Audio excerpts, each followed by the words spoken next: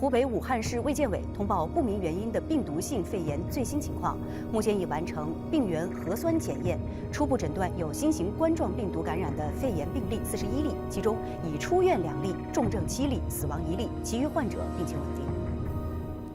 En diciembre del 2019, China reportó los primeros casos de pacientes con neumonía en Wuhan.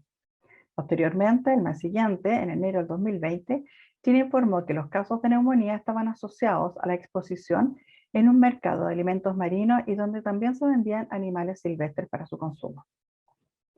Al 31 de enero del 2020, más de 600 casos de pacientes con COVID-19 ya habían sido notificados en el mundo. La mayoría de estos casos eran de pacientes en China. Sin embargo, ya habían detectado casos en otros países como Japón, Tailandia, Australia, en algunos países de Europa y en algunos países de América como Estados Unidos y Canadá. Al 1 de mayo del 2020, más de 3 millones de casos de COVID-19 habían sido notificados en el mundo, principalmente pacientes en Rusia, en Brasil, en Estados Unidos y algunos países europeos como Italia y Reino Unido. Más de 150 millones de casos de pacientes con COVID-19 han sido notificados a mayo del 2021, siendo especialmente pacientes en Estados Unidos, India y Brasil.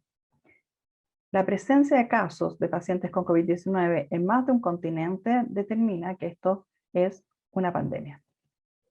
El origen más probable del SARS-CoV-2 es a partir de un coronavirus de murciélago, el que adquirió la capacidad de infectar al ser humano al ir cambiando en su evolución natural. Es posible que exista un hospedero intermediario como el pangolín. Dada esta transmisión de un animal al ser humano, esto constituye una zoonosis. Entre las personas, el virus se transmite de una persona que está infectada y excretando el virus a otra persona que es susceptible. La eliminación del virus puede ser en secreciones pequeñas o grandes. Las gotas gruesas caen a corta distancia, por lo tanto es capaz de infectar solo las personas que están cerca del infectado. En cambio, la transmisión por gotas pequeñas o aerosoles que viajan por el aire puede afectar a personas que están a mayor distancia. También es posible que la persona infectada al excretar el virus contamine sus manos o las superficies y que otra persona al tomar contacto con esta mano con esas superficies y posteriormente tocarse la mucosa nasal o bucal, permite entonces que ingrese el virus y se infecte. El tiempo que transcurre desde que la persona se infecta hasta que se inician los síntomas es lo que denominamos periodo de incubación. Para el COVID-19, este varía entre 2 a 14 días, con un promedio de 4 a 5 días. Esto es lo más frecuente. ¿Qué síntomas presentan los pacientes con esta enfermedad? Fiebre, tos, dificultad para respirar, dolor de garganta, dolor de cabeza.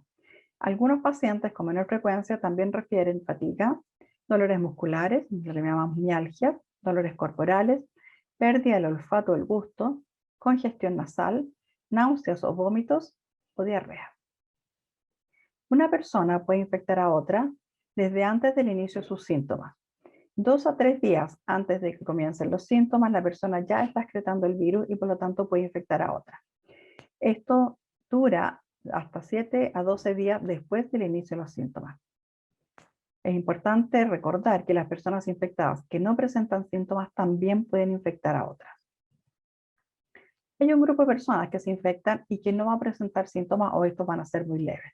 De los que se enferman, el 80% va a tener síntomas moderados y se va a recuperar sin necesitar hospitalización.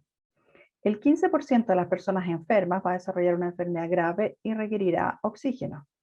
El 5% de las personas enfermas desarrollará una enfermedad muy grave y será necesario ingresarlas a una unidad de cuidados intensivos. Entre estos pacientes están los que fallecen.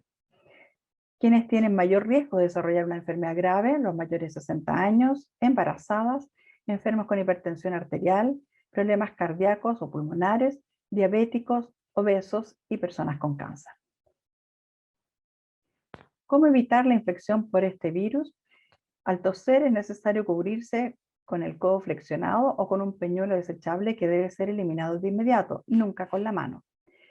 Es necesario mantener una distancia física entre las personas mayor a 2 metros, evitando el contacto estrecho con otras personas, usando siempre mascarilla, limpiando con frecuencia las superficies con detergentes, cloro, jabón lavándose las manos o usando alcohol gel, mantener las habitaciones bien ventiladas, evitar las aglomeraciones y, por supuesto, vacunarse, una eficaz herramienta contra la infección por el SARS-CoV-2.